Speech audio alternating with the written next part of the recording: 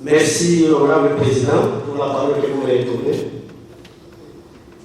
Ma motion d'information va se présenter sous 3 volets. Pourquoi? Parce qu'elle est relative à l'interdiction de circulation des bateaux sur la rivière Ouakoula. Pourquoi je parle de 3 volets? Parce que les 3 volets sont des conséquences logiques de l'interdiction de la circulation des bateaux sur la rivière Ouakoula. Le premier volet, honorable président, il est relatif à plus de 300 travailleurs en voie d'être condamnés au chômage. Et ces agents-là, qui sont en voie d'être condamnés au chômage, sont en train de menacer d'organiser des manifestations, donc de créer des doubles. Pourquoi ils sont au chômage, honorable président? Parce que parmi ces agents, il y en a qui sont des valeurs ou des machinistes, ceux qui conduisent les machines, ceux qui conduisent les bateaux en matière et en matériaux métalliques, mais aussi des speedboats. Avec cette interdiction, ces bateaux ne savent plus transporter les carburants. Or, ces carburants alimentent ces bateaux-là. Les carburants permettent au groupe qui alimente l'hôpital de fonctionner. On a besoin de ces carburants pour que la radio-télévision des Cachobwe fonctionne. Mais parce que ces bateaux sont frappés par cette interdiction, nous ne savons pas avoir du carburant à Cachobwe. Et tous ces gens-là qui travaillent sur ces carburants sont condamnés au chômage, honorable président. Premier volet. Deuxième volet, honorable président, nous là-bas, nous sommes des villageois de Cachobwe. La principale activité qui génère des recettes, c'est l'agriculture. Comme bientôt là, nous allons demander la récolte du riz, nous devons vite dégager les riz en stock en nous servant des bateaux. Mais comme ces bateaux-là sont frappés d'interdiction de circuler, nos produits seront bloqués et nous serons en difficulté de maintenir ces produits, honorable président. La troisième conséquence, le troisième volet, honorable président, il y a de cela 4 jours. J'avais une cantine qui avait un problème cardiaque, il fallait l'évacuer pour qu'elle puisse venir suivre les soins appropriés ici à Lukumbashi.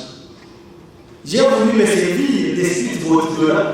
Elle a même embarqué, elle est allée au port.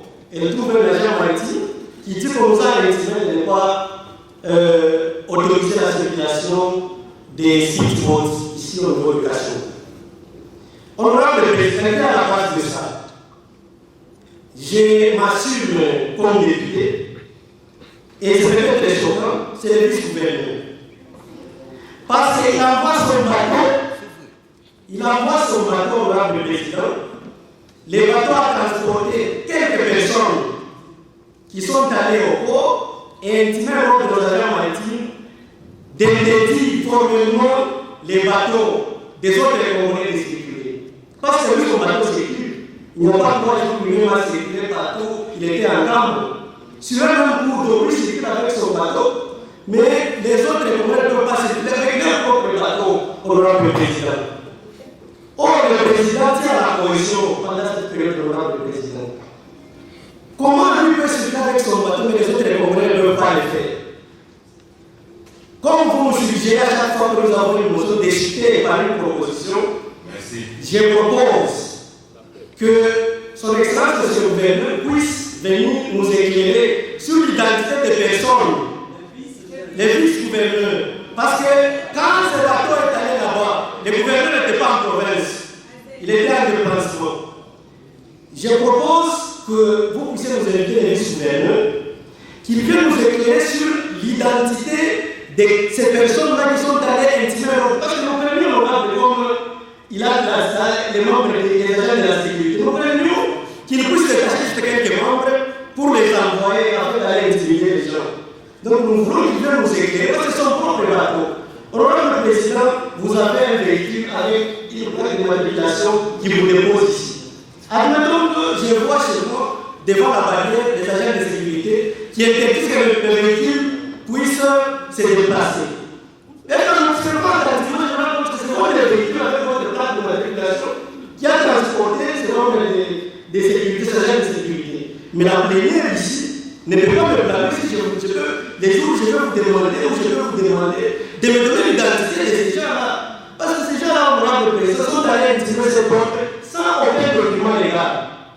Mais ils sont allés avec les bateaux du vice-gouverneur. Donc la première préoccupation qui nous éclaire sur l'identité, est-ce que ce sont ces agents de sécurité qui l'ont carrément détaché pour aller intimider, ou bien ce sont les agents de sécurité appropriés ou attitrés?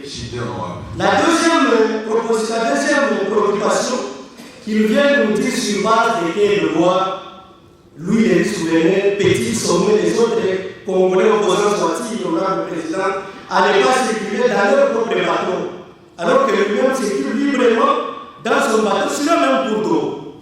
Donc je propose qu'il vienne accompagner le maître de son ministre sectoriel pour que je sois éclairé.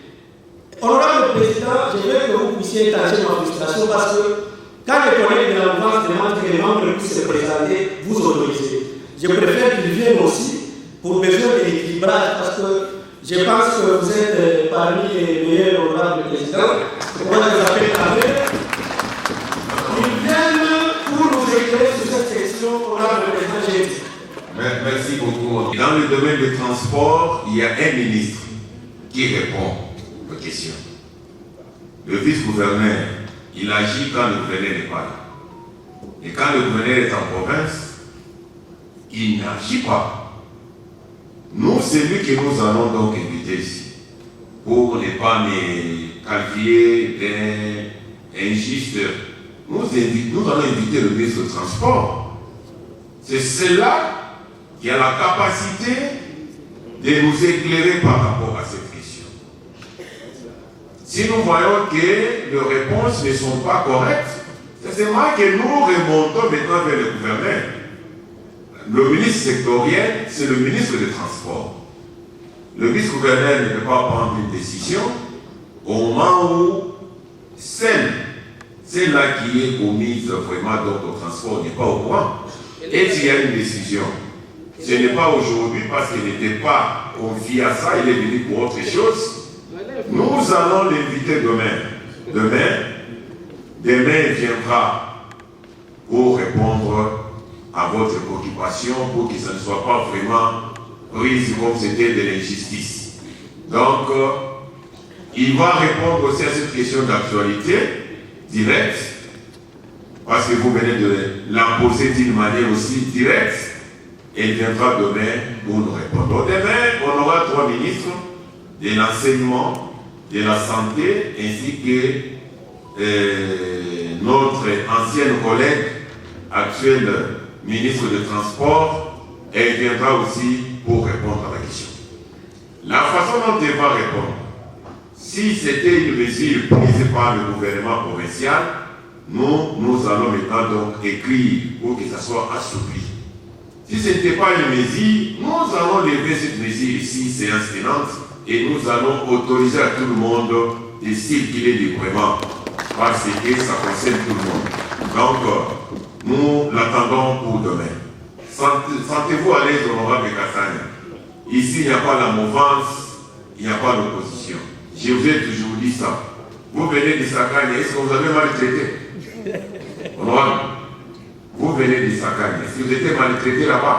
Non, ça, vous étiez bien traité, honorable président. Est-ce que la façon dont on vous a traité, c'était différent de la façon dont on a traité l'honorable Kitondo Moumakete, président de la commission?